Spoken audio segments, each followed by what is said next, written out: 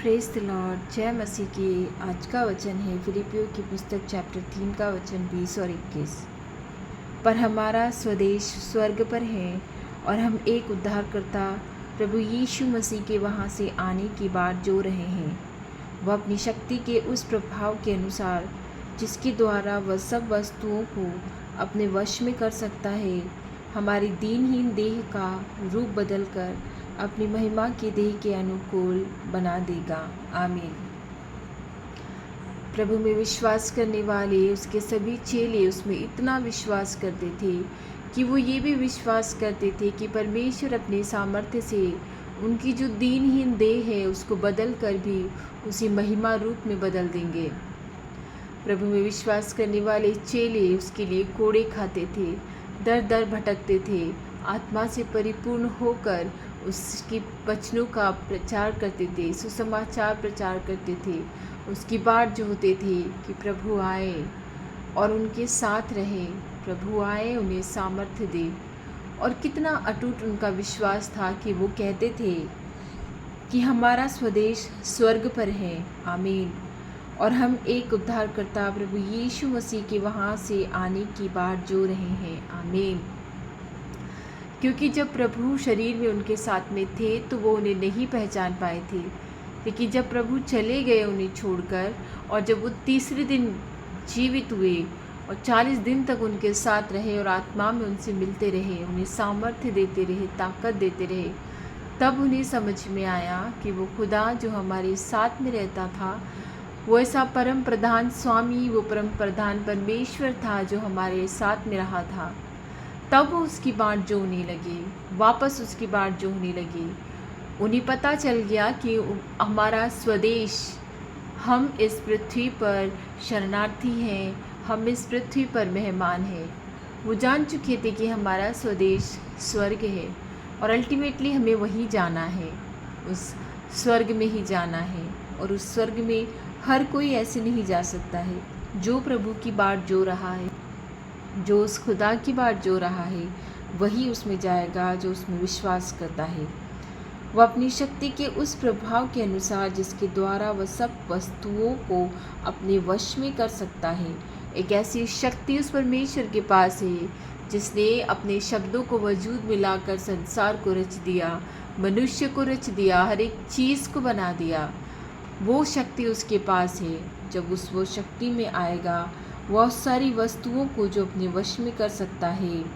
हमारी दीनहीन देह को जब हम मर जाएंगे, जब हम सड़ जाएंगे, गल जाएंगे, हमारा शरीर गल जाएगा, सड़ जाएगा, तो हमारी इस दीनहीन देह को भी अनुकूल बना देगा और अपनी महिमा की देह के अनुकूल बनाकर अपने साथ ले जाएगा। आमीन।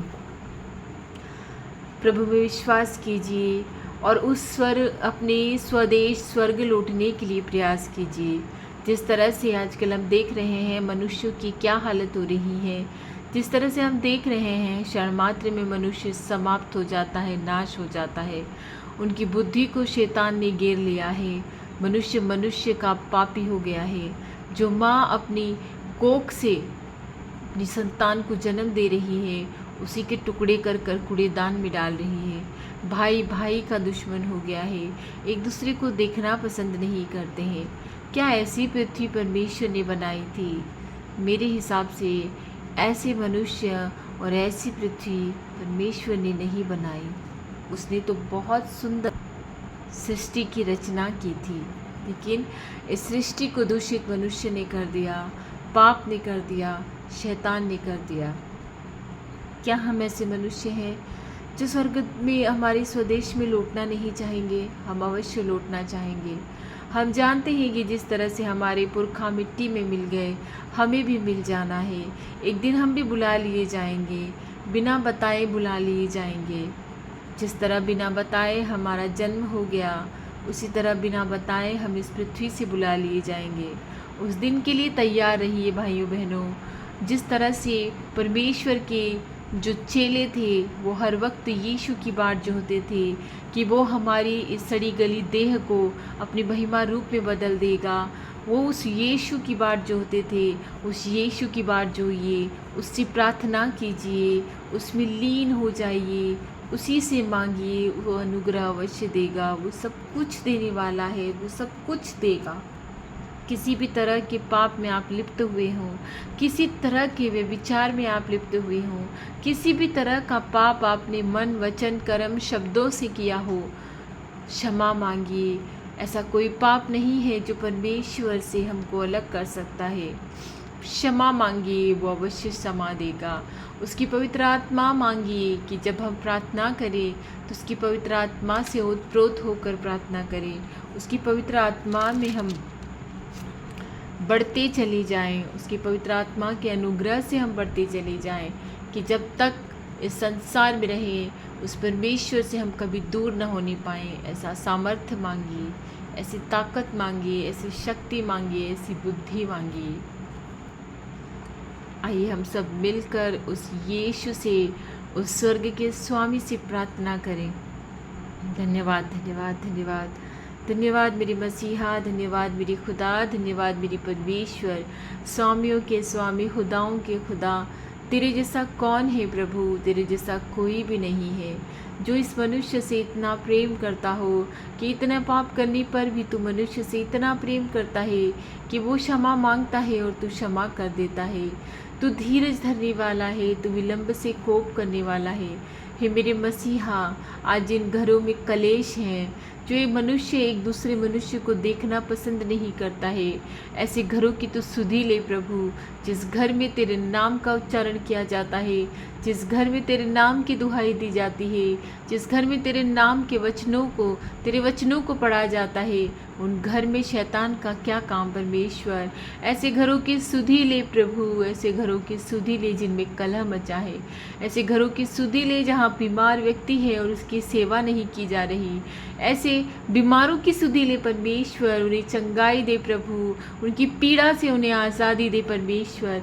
यदि तेरी इच्छा है तो तेरे स्वर्ग राज्य में उन्हें बुला ले, और यदि तेरी इच्छा है तो उन्हें स्वस्थ कर, उन्हें चंगाई दे मेरे मसीहा। तेरे लिए कुछ भी असंभव नहीं है। आज के तेरे वचन में ही यही लिखा है कि वह अपनी शक्ति के उस प्रभाव के अनुसार जिसके द्वारा वह सब वस्तुओं को अपने वश में कर सकता है। हे मेरे खुदा, तू हमारी दीनहीन देह को भी अपनी शक्ति के प्रभाव से स्वस्थ और चंगा कर सकता है। ऐसे बीमारों की सुधि ले प्रभु, जो लंबे समय से बीमार हैं, उनकी देह को तेरी आत्मा से चंगाई में ला दे परमेश्वर। उनकी देह को, वो पीड़ा में इतने घायल हो चुके हैं प्रभु, खाना पीना छोड़ चुके हैं, उनकी पीड़ा को हर ले प्रभु। हाथ बढ़ा तेरा महिमामय हाथ बढ़ा प्रभु, आज ही के दिन तेरा हाथ बढ़ा परमेश्वर। हमारी प्रार्थनाओं को सुन प्रभु। यदि तू चाहे कि उनको लंबी उम्र देना है तो उन्हें स्वस्थ कर दे, चंगा कर दे। और यदि तू चाहे कि वो उन्हें अपने स्वदेश लौटना है तो उन्हें तेरे साथ ले जा प्रभु। पर ऐसी पीड़ा से उन्हें आज़ादी दे परमेश्वर, ऐसी पीड़ा से उन्हें मुक्ति दे मेरे खुदा, जो वो भोग नहीं पा रहे हैं, वो जो सहन नहीं कर पा रहे हैं। बहुत सारे ऐसे लोग हैं प्रभु जो तुझसे प्रार्थना करते हैं, रोज़ाना तेरे नाम की दुहाई देते हैं। सुन उनकी प्रार्थनाओं को खुदा, उनकी प्रार्थनाओं को सुन मेरे परमेश्वर। जिन घरों में कलह मचाए, जिन घरों में ऐसे लोगों की सेवा नहीं होती है, तो सुन प्रभु, सुधि ले ऐसे लोगों की, ऐसे लोगों की सुधि ले मेरे खुदा, ऐसे लोगों की सुधि ले। शांति दे, तेरे लोगों के घरों में शांति दे परमेश्वर। वो प्रार्थना नहीं करते पर हम उनके लिए प्रार्थना करते हैं परमेश्वर, जो प्रार्थना नहीं कर पाते। जो मनुष्य पीड़ा में रहेगा वो कैसे प्रार्थना कर सकता है? वो अयूब नहीं है, दाऊद नहीं है परमेश्वर, तेरे धीरजवान पुरुष नहीं है वो। अब ये मनुष्य की काया इतनी कोमल और इतनी व्याकुल हो चुकी है कि तुझे पुकारते हैं और तू जब उत्तर नहीं देता है तो घबरा जाते हैं। हे मेरे परमेश्वर, मेरी प्रार्थनाओं को सुन प्रभु, मेरी प्रार्थनाओं का उत्तर दे। मैं सभी बीमारों के लिए प्रार्थना करती हूँ परमेश्वर, मैं सभी बीमारों के लिए स्पेशली प्रार्थना करती हूँ। सहन नहीं कर पाते हैं बीमारियों को परमेश्वर, सुधि ले, उनके पापों की ओर मत देख प्रभु। जो कोई पाप उन्होंने किए हैं उनके पापों को तू क्षमा कर दे मेरे परमेश्वर। हर मन अशांत है, हर मन में कलह मचा है। तू शांति दे प्रभु, तेरी पवित्र आत्मा की शांति दे कि सबों के मन शांत हो जाए, सब तुझ में तेरी महिमा में बढ़ते जाए प्रभु। जो फाइनेंशियल कंडीशन में बहुत ख़राब कंडीशन में चल रहे हैं उनकी भी सुधि ले। जो जो जो तुझसे पवित्र आत्मा मांग रहे हैं उन्हें पवित्र आत्मा दे। जो बेरोजगार है उन्हें रोजगार दे प्रभु। जो बच्चों के लिए प्रार्थना कर रहे हैं, जो बांझ हैं, उन्हें तेरी पवित्र आत्मा से गर्भवती कर दे परमेश्वर, कि उनके गर्भ का फल उन्हें मिल जाए। हे मेरे खुदा, जो लंबे समय से तुझसे प्रार्थना कर रहे हैं, मैं नहीं जानती क्या उनकी समस्याएं हैं, जो कोई मेरे भाई बहनों की समस्याएं हैं, जो कोई उनकी परेशानियां हैं, उनको सुन और उनका हल उन्हें दे प्रभु।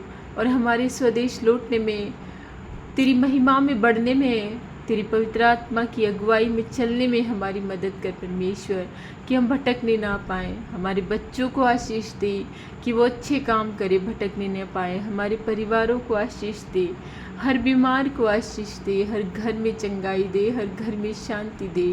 तेरी पृथ्वी में कलह मचाए प्रभु, तू सब जानता है। शांति दे जो तुझे पुकारते हैं, तेरे चुने हुओं को शांति दे।